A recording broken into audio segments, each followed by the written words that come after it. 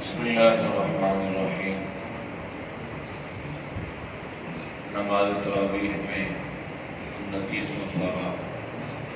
مکمل تلاوت کیا گیا۔ اس سے پہلے 28ویں پارے میں مختلف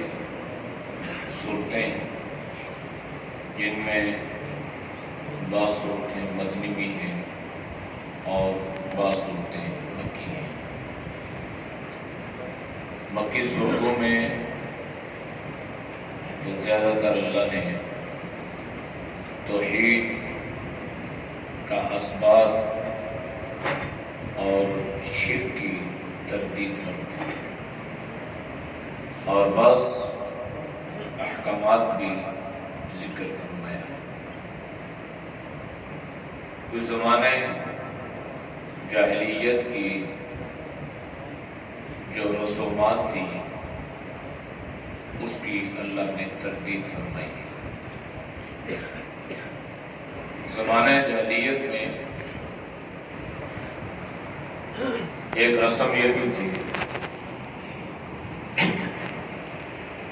کہ جس عورت کو، جس بیوی کو طلاق دینا مقصود ہوتی تو وہ اپنی بیوی کو یہ کہتا تھا کہ تم میرے لیے ایسی ہو جیسے میرے لیے میری ماں ہے، یا تمہاری پشت پیٹھ میرے لیے ایسی ہے جیسے میری ماں کی۔ یا اسی طرح دوسری رسم یہ تھی کہ بچے دوسروں کے لیتے، لے پالک اڈاپٹ کرتے اور ان کو اپنا بیٹا بنایا۔ حالانکہ یہ بچہ جب بڑا ہوگا تو اس کا نہ نسب کا رشتہ ہے نہ دودھ کا رشتہ ہے، تو یہ تو اس عورت کے لیے جس نے اس کو ماں بنایا ہے وہ تو غیر محرم ہو جائے گا۔ تو یہ ساری رسمیں زمانہ جاہلیت میں تھی۔ اسلام نے، دین نے، شریعت نے تمام تر رسومات کی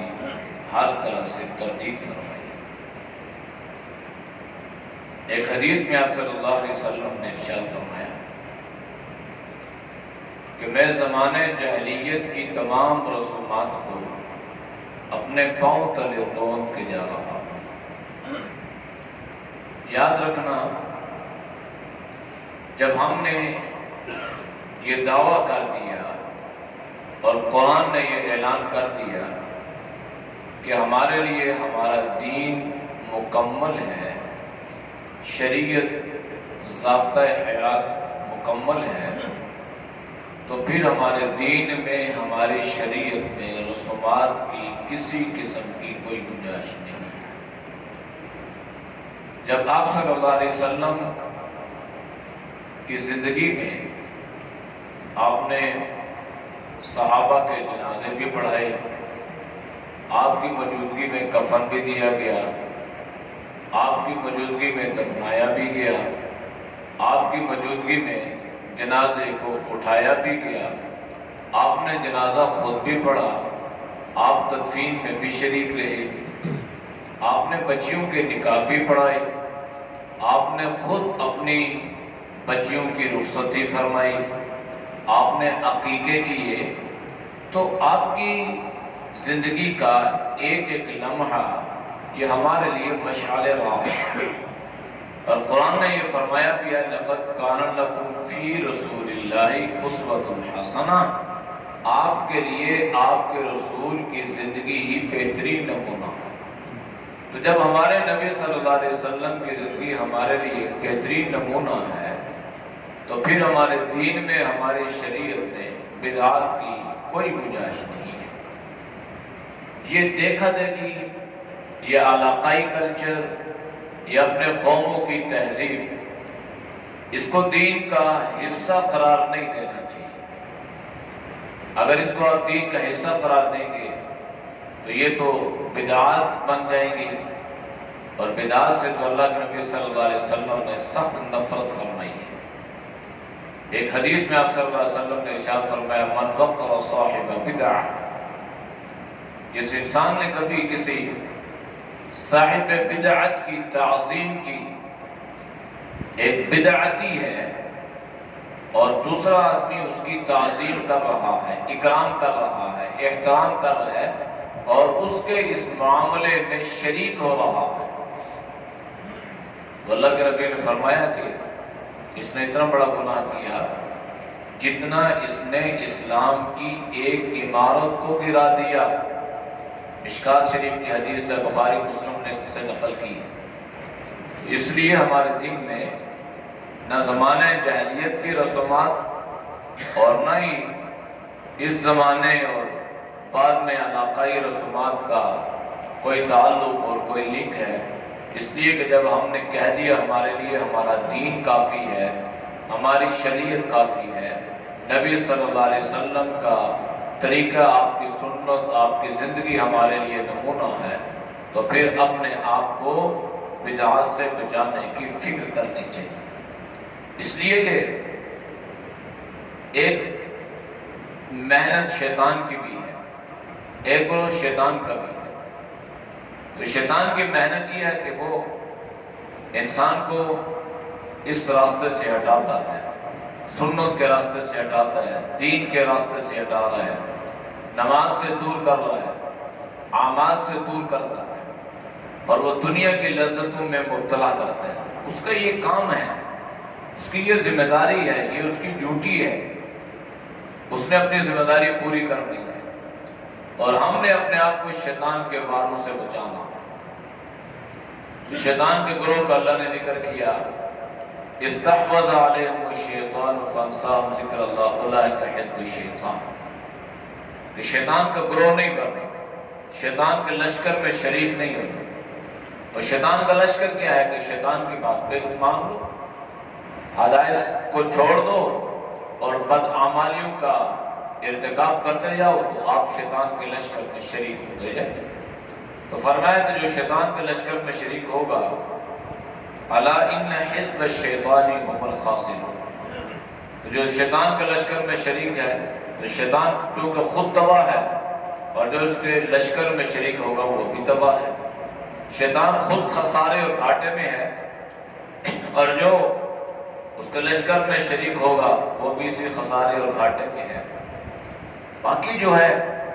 ان الذین یحادون اللہ ورسولہ،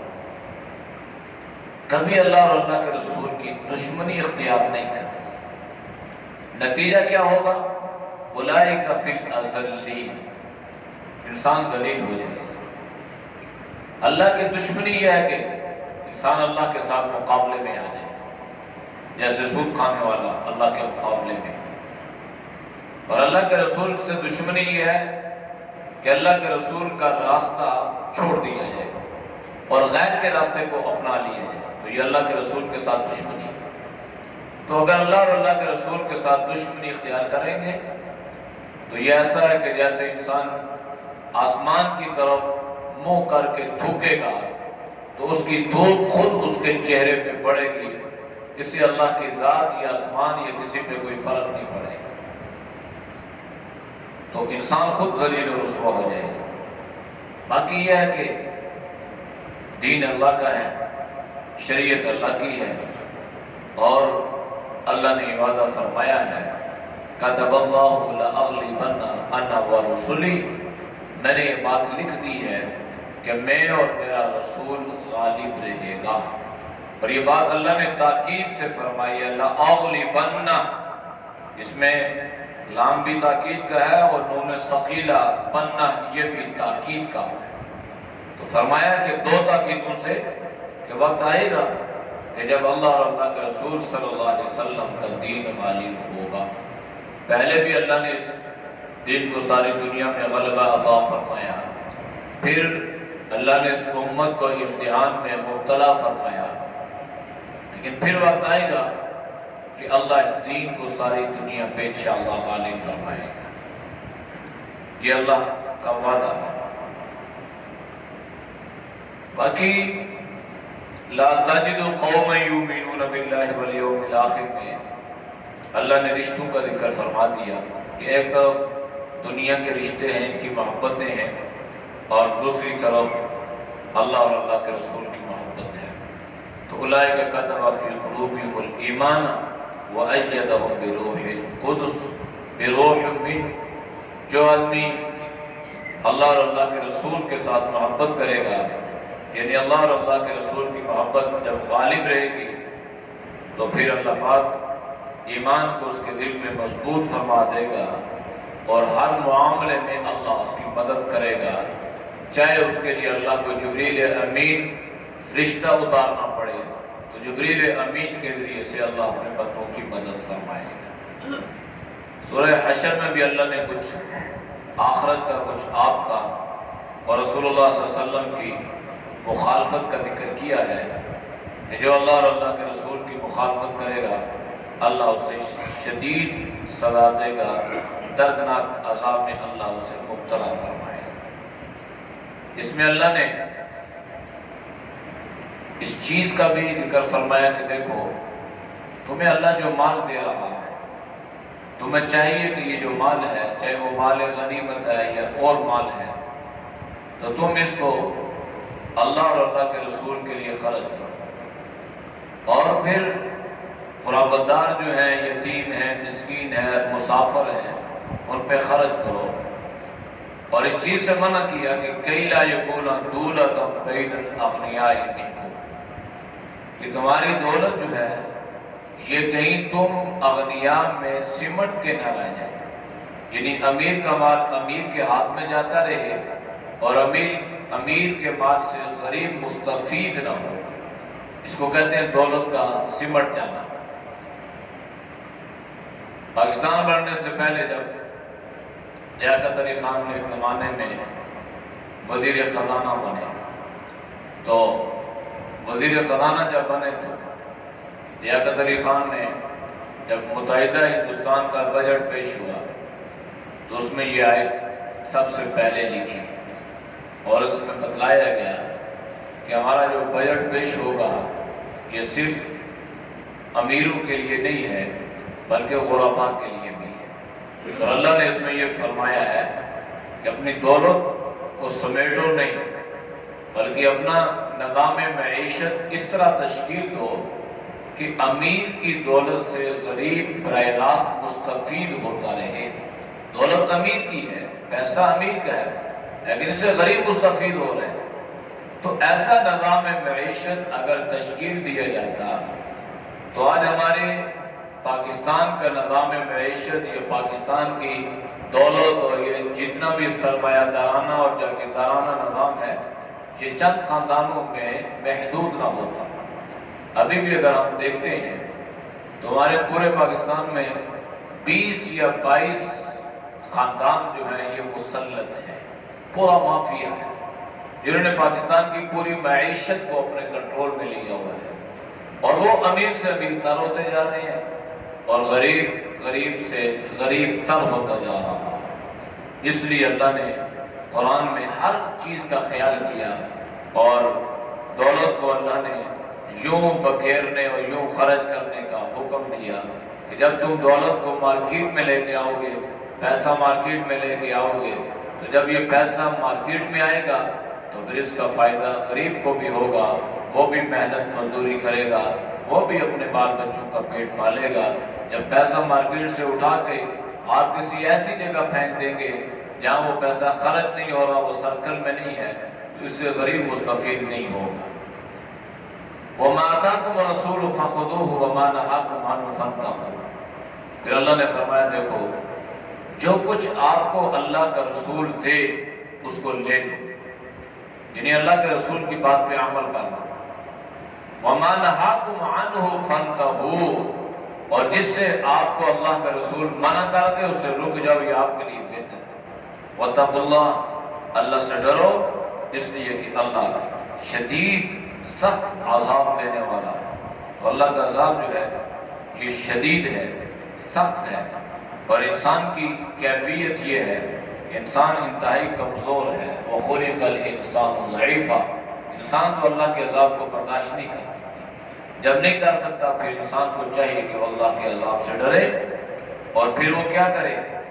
یا ایھا الذین آمنوا اتقوا اللہ ولتنظر نفس ما قدمت لغد واتقوا اللہ، اے ایمان والو اللہ سے ڈرو،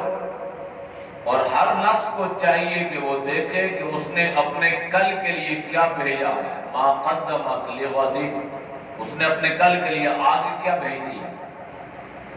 یعنی یہ تو یقینی ہے کہ انسان نے ایک دن چلے جانا، رہنا نہیں، جوانی گزار لو گے، بڑھاپا میں آ جاؤ گے، بڑھاپا گزارو گے، تو پھر ایک نہ ایک دن انسان نے چلے جانا۔ جب انسان کے جانے کا وقت قریب ہے اور ہر انسان کو اس کی خبر بھی ہے، تو اللہ نے فرمایا کہ پھر اپنے کل کی خبر کرو، اپنے کل کا دھیان رکھو، اور اللہ نے یہ ترغیباً فرمایا کہ ہر نفس کو چاہیے کہ وہ اپنے کل کی خبر لے اور اپنے آگے اپنے کل کے لیے کچھ اعمال بھیج دے جو کل اسے اللہ کے عذاب سے بچائیں اور میزان عادل میں اس کی وزن کا اور نیکیوں کے بڑھنے کا ذریعہ بنے۔ باقی یہ ہے کہ اللہ ہر انسان کے اعمال سے باخبر ہے اور اس کو دیکھ رہا ہے، اور صورتحال یہ ہے کہ تم ان لوگوں کی طرح مت ہو جاؤ جنہوں نے اپنے اللہ کو بھلا دیا ہے، ایسے مت بن جانا ہے۔ تو اللہ نے انسان کے اوپر بڑا احسان کیا ہے، تو ہم احسان فراموش نہ بنیں، بلکہ جب اللہ ہمارے اوپر احسان کر رہا ہے تو پھر الجزاء الاحسان الا الاحسان، پھر احسان کا بدلہ احسان کے صورت میں دیا جائے۔ جب اللہ ہمارے اوپر مہربانی کرتا ہے تو پھر ہم اللہ کی فرمانبرداری اختیار کریں اور نہ ہم فاسقوں اور فاجروں میں سے ہو جائیں، پھر نتیجہ یہ ہوگا کہ لا یستوی اصحاب النار واصحاب الجنہ، کہ جنت والے اور جہنم والے برابر نہیں ہیں، جو جنت والے ہیں وہ کامیاب ہیں اور جو برے اعمال کرنے والے جہنم میں جانے والے وہ ناکام ہیں۔ اللہ سے دعا ہے کہ اللہ ہم سب کو جنت والے اعمال کرنے کی توفیق نصیب فرمائے۔